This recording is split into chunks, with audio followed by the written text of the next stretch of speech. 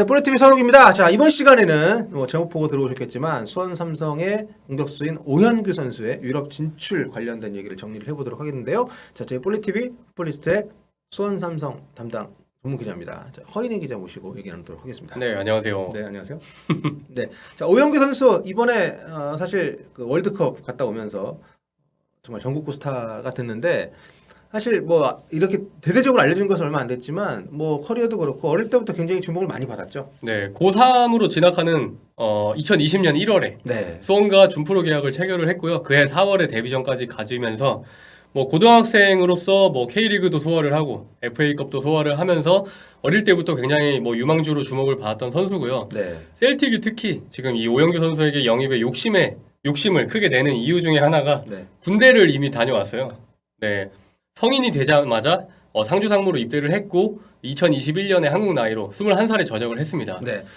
사실 아까 얘기하신 것처럼 이제 K리그 준프로 계약 제도라는 게 있죠. 그래서 네. 그러니까 프로 선수가 될 수 없는 나이지만 좀 일찍 콜업을 해서 그렇게 이제 1군 무대 경험을 시킬 정도로 굉장히 관심 많이 받았던 선수인데 어쨌든 그런 주목을 받은 선수가 군대까지 빨리 다녀오면서 어떻게 보면 유럽 팀들이 눈독을 들일 만한 기량도 좋은데 한국 선수를 군대를 갔다 와야 되는 걸로 알고 있는데 이미 갔다 왔네? 네. 뭐 이런 것들이 좀 더 가치를 높여준 게 아닌가. 지난 시즌이 이제 수원에서 풀시즌 처음 보낸 거죠? 네, 그렇죠. 시즌 초반부터 중반까지는 좀 부진을 했어요. 음. 근데 중반 이후부터 갑자기 폭발적으로 좀 상승세를 타고 13골을 넣어서 수원 최다 득점자로 등극을 했습니다. 그렇습니다. 또 지난 시즌에는 수원이 사실 좀 믿을 수 없을 정도로 부진해서 네, 그쵸. 강등이 될 뻔했잖아요, 입으로. 최초로 승강 네. 플레이오프까지 떨어졌잖아요. 그때도 네. 그 승강 플레이오프 연장전이죠. 네. 네, 그때 이제 잔류골 성공시키고 아주 눈물을 펑펑 흘렸던 오영규 선수의 모습.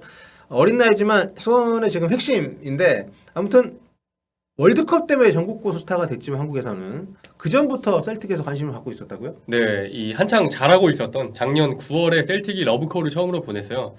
그러니까 오영규가 벤투 감독으로부터 이름을 처음 불린 것이 11월이었거든요. 네, 대표팀 A 네. 대표팀에 처음 소집이 된 게. 네, 그리고 그 이후에 이제 카타르에 동행을 했는데 셀틱의 관심은 그러니까 그것보다 훨씬 일찍 있었던 그렇네요. 거고요. 네. 네.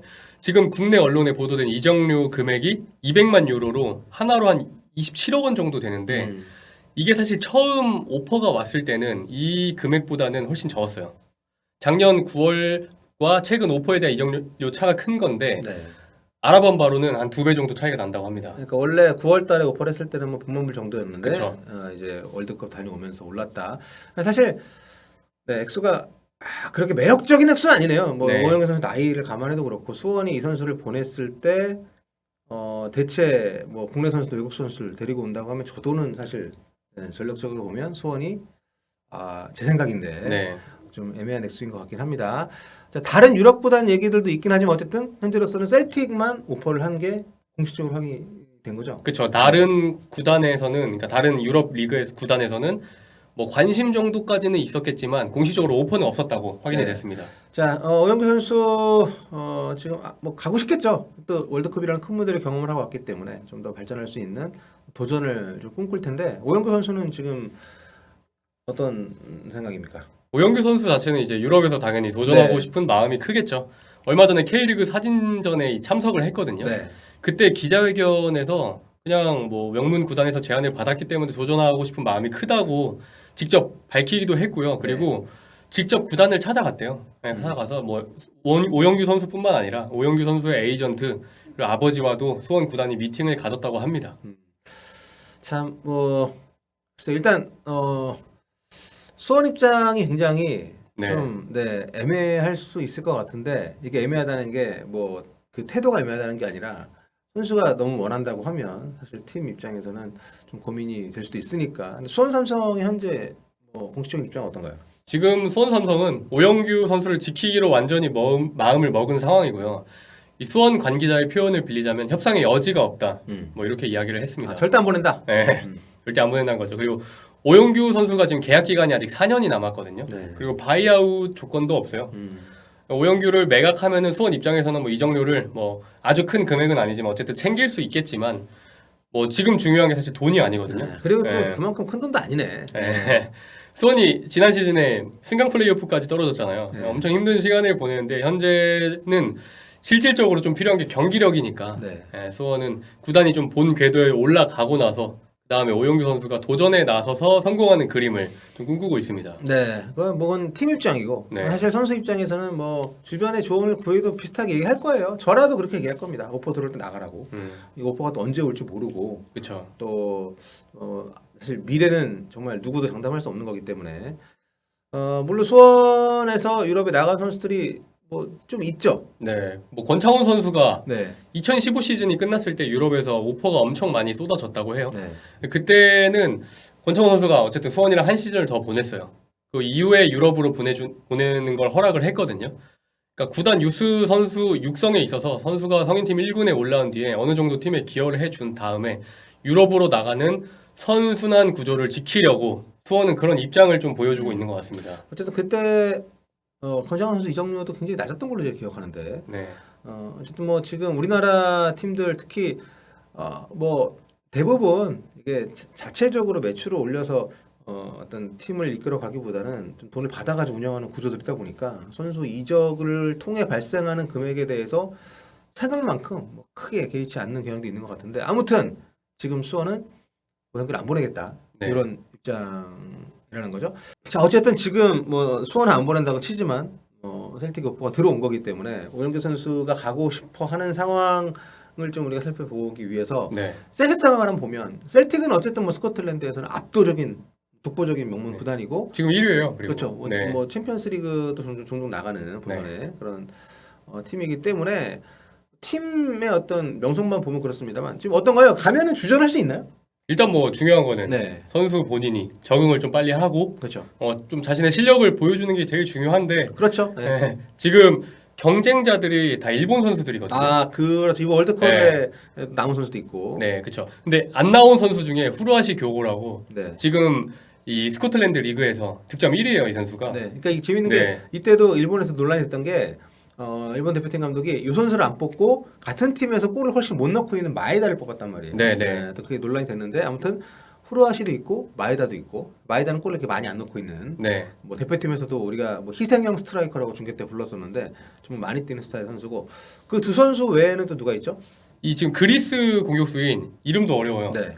요르기오스 야코마키스라는 선수가 있어요. 예. 근데 이 선수가 지금 이적설에 휩싸여 있거든요. 네.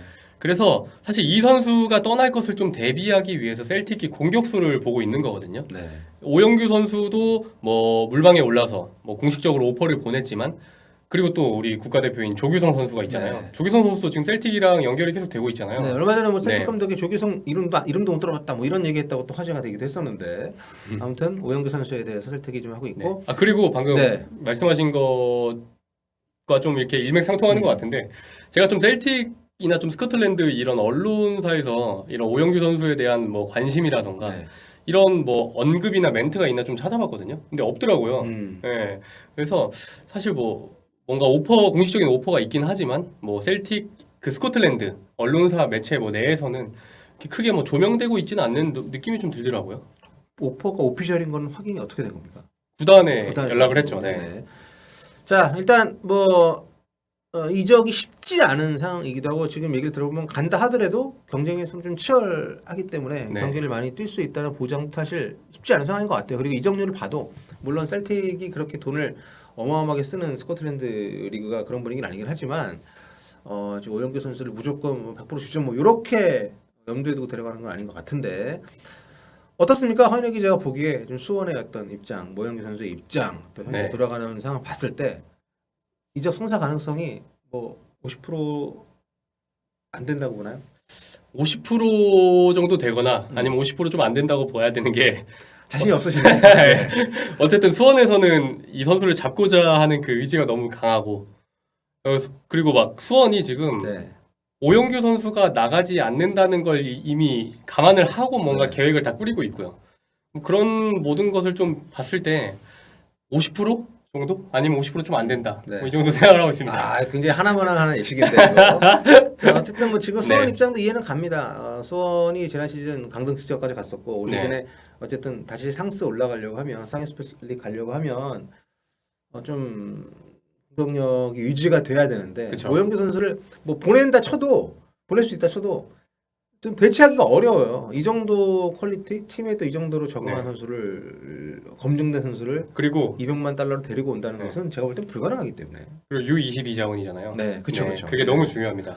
자, 네. 여러 가지로 수원 입장에서는 포기하기가 어렵고 그래서 지금 전지 훈련을 이제 3일날 떠났는데 거제도로 갔다고요? 네, 거제도로 가는데 네. 오영규 선수는 동행을 했고요. 네. 예. 일단은 소원에 남아서 뭐 최대한 뭐 몸 끌어올리고 하는 게 이 선수에게 지금 당장 눈앞에 있는 과제라고 볼 수 있습니다. 네, 오영구 선수는 유럽 진출을 계속 꿈꾸면서 이번에 나갈 수 있다는 생각을 하고 일단 몸을 만들 텐데 어쨌든 현재 상황을 정리하면은 수원이 아주 극적으로 입장을 바꾸지 않는 이상 오영규 선수가 뭐 이번 기회에 나가기 쉽지 않아 보이는데 아무튼 좀 약간 애매한 오퍼이긴 하네요. 뭐 금액도 그렇고 지금 셀틱이 갖고 있는 위상도 그렇고 또 거기 갔을 때 경기를 충분히 뛸 수 있을지 여부도 그렇고 네.